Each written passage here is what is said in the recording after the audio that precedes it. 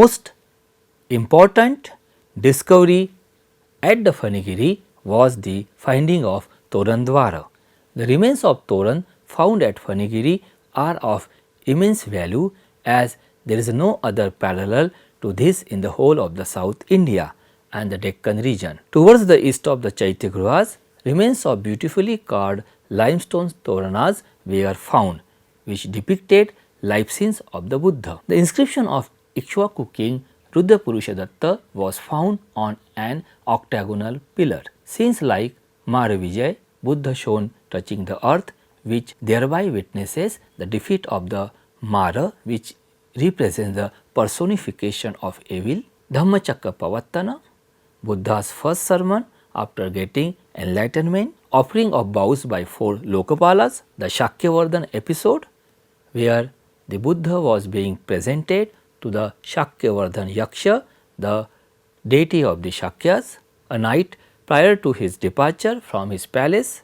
The witnessing of scenes like old age, disease and death. Mayadevi giving birth to Siddhartha under a tree. Scene of Kantak and Chandak, the horse and charioteer of Siddhartha Gautam respectively, and many more scenes. Professor Parul Pandyadhar has noted the Toran at Phanigiri has some common features with the specimens found from central India such as at Bharut and Sanchi. Besides the remains of Toran Dwaras, the Phanigiri is also known for the finding of stucco images. Stucco images and floral motifs were also found in the excavation.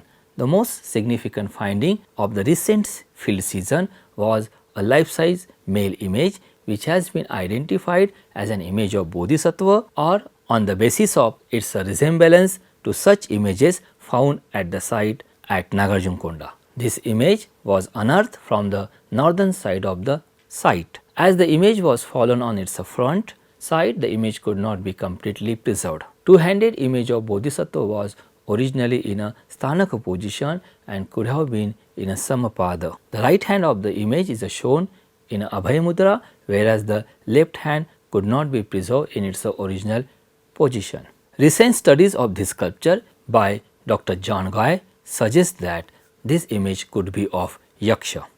The stylistic feature and its resemblance with either Bodhisattva images or Yaksha images from different Buddhist sites indicates its affiliation with the imagery of the Ikshvaku period, dated to the 3rd and 4th centuries of Common Era.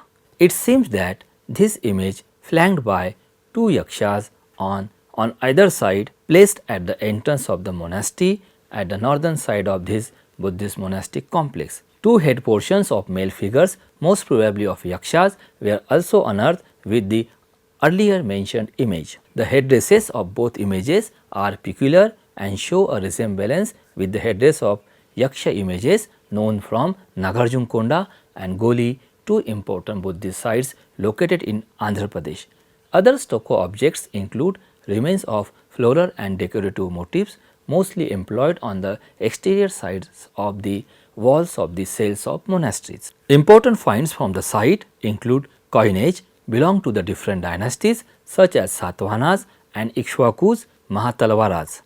2 gold and 1 silver coins of the Romans were also found at the site.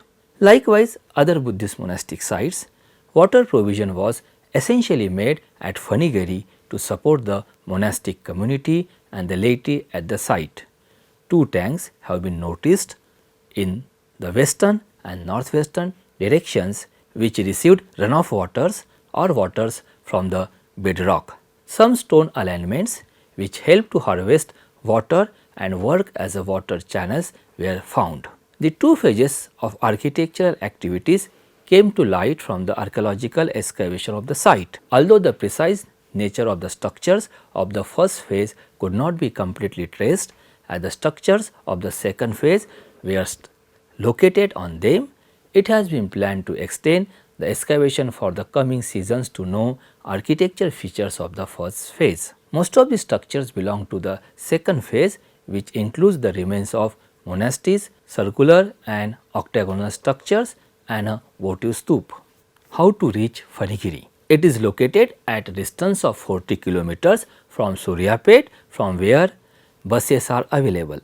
Rajiv Gandhi International Airport, Hyderabad is 150 kilometers from here is the nearest airport. It needs a trek of approximately half an hour to reach the hilltop where the remains of this Buddhist monastic sites are located.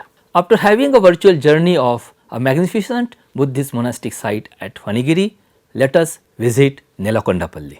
Nelakondapalli, popularly the locals know as a site where famous Telugu saint poet Kanchatla Gopanna alias Ramadasu was born.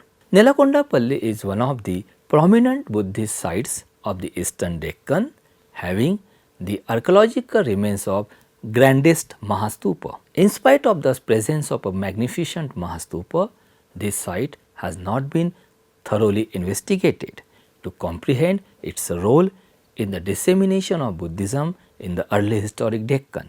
A mound named Virataraju Dibba is surrounded by an ancient mound fortification wall which probably dates to early centuries before the Common Era.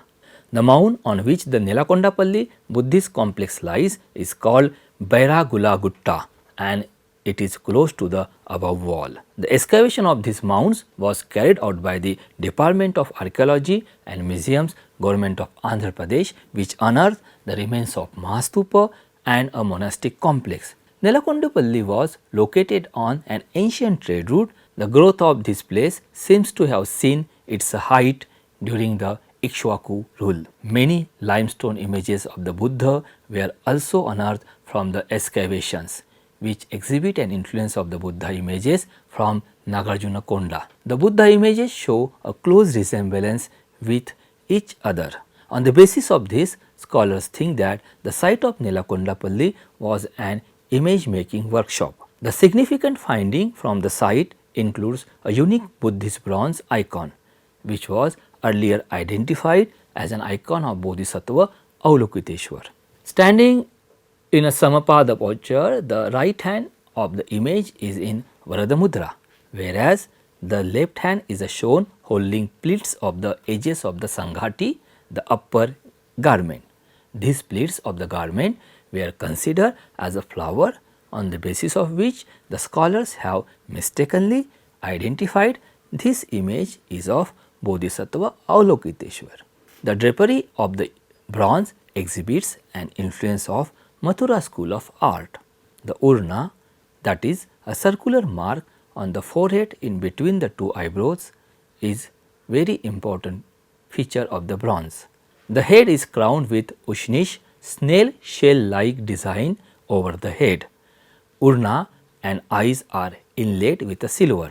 The image is dated to the 4th-5th centuries of the Common Era. A miniature stone stupa was also found which has a medhi and anda.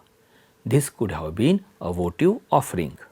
Stone images of the Buddha executed in limestone have been found in good numbers here. These are shown standing in a samapada. The upper garments covers the left shoulder, whereas the right one has been left bare. It has stylized pleats. The folds are shown schematically. On the basis of artistic and facial features, these show some similarities with the reliefs at Nagarjuna Konda. All usual features of the Buddha's iconography are depicted on these images, including urna and ushnish and elongated earlobes. The plan of Mahastupa consists of a series of 5 concentric circular walls of bricks cut across by radiating spokes from the massive central hub of 36 feet in diameter. The stupa consists of Pradikshana Path, Medhi, that is a cylindrical dome with 4 ayak platforms at 4 cardinal directions and a dome. The diameter of the stupa is 42 meters. The present height of the stupa is 46 feet and the conjectured total height would be 54 feet. How to reach Nelakondapalli? Nelakondapalli is located at a distance of 20 kilometers from the district headquarters Khammam, from where regular bus services can be availed. Pandipalli is the nearest railway station, which is around 15 kilometers far. Rajiv Gandhi International Airport at Hyderabad is the nearest airport, which is at a distance of 197 kilometers from Nelakondapalli.